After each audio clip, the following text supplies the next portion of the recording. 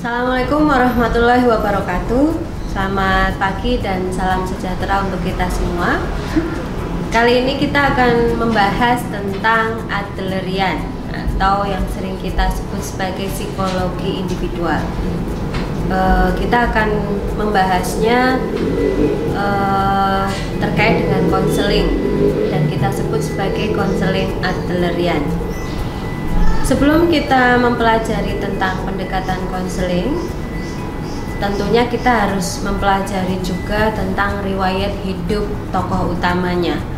Alfred Adler itu lahir di Wina dan meninggal di Skotlandia.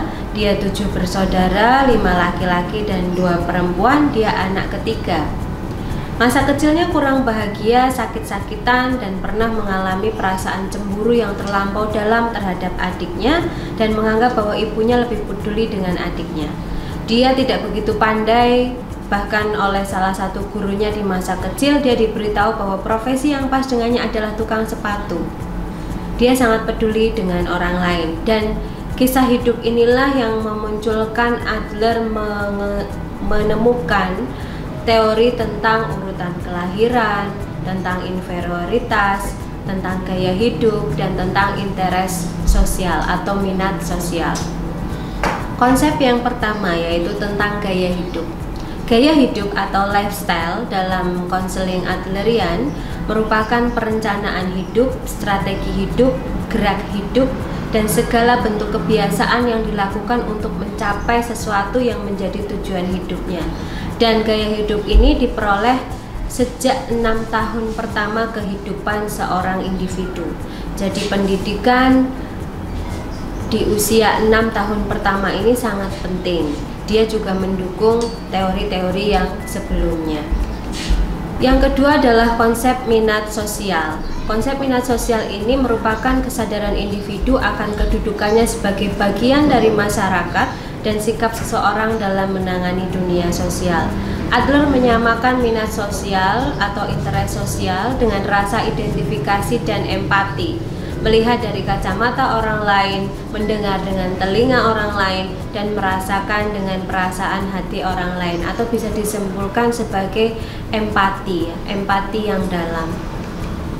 Kemudian konsep teori berikutnya tentang konstelasi keluarga atau urutan kelahiran. Adler mengembangkan beberapa teori tentang urutan kelahiran. Yang pertama, anak sulung. Anak sulung menurutnya mendapatkan perhatian yang besar karena anak sulung adalah anak yang paling ditunggu-tunggu. Dia sedikit dimanjakan sebagai pusat perhatian, dia cenderung untuk bisa dipercaya dan bekerja keras serta berusaha untuk tetap berada di depan. Kemudian anak kedua adalah anak pada posisi yang berbeda. Dari saat dilahirkan, perhatian yang diterima sama-sama dinikmati dengan anak yang lain.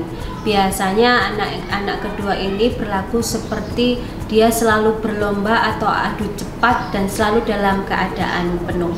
Anak kedua mengembangkan siasat untuk mencari kelemahan kakaknya untuk selanjutnya maju dan mendapatkan sukses yang tidak bisa dicapai oleh kakaknya.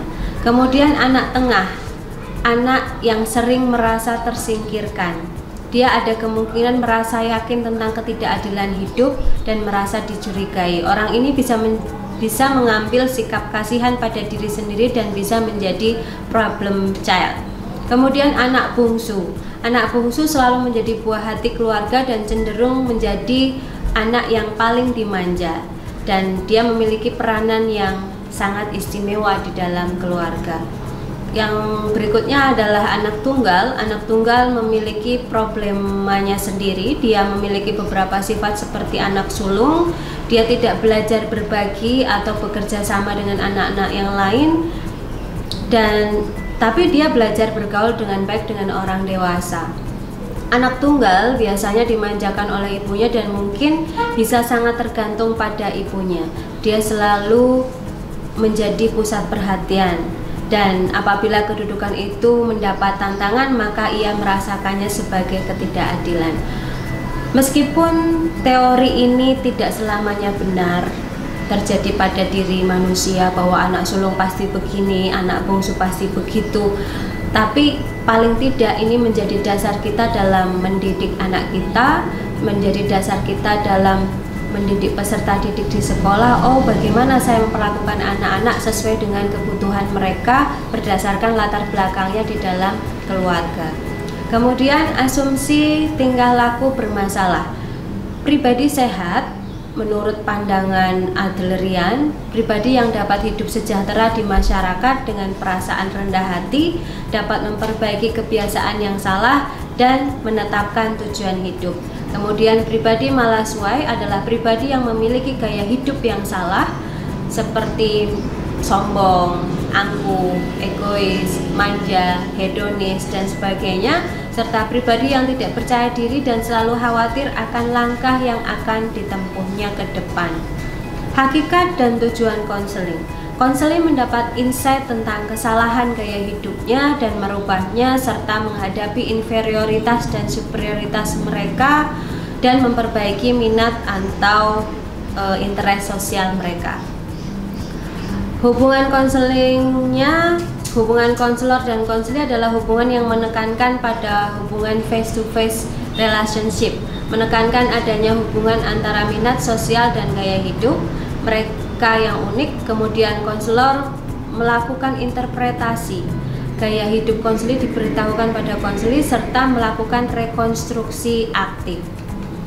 Kelemahan Adlerian, penekanan yang berlebihan pada pengalaman, nilai, minat subjektif sebagai penentu perilaku, kemudian meminimalkan faktor biologis dan riwayat masa lalu, kemudian terlalu banyak menekankan tanggung jawab pada kemampuan diagnostik konselor.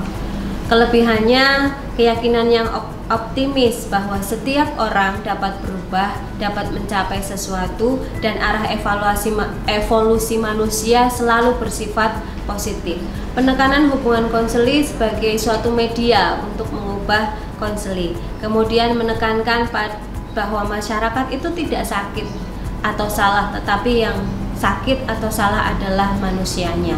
Kemudian menekankan bahwa kekuatan internal sebagai pendorong perilaku.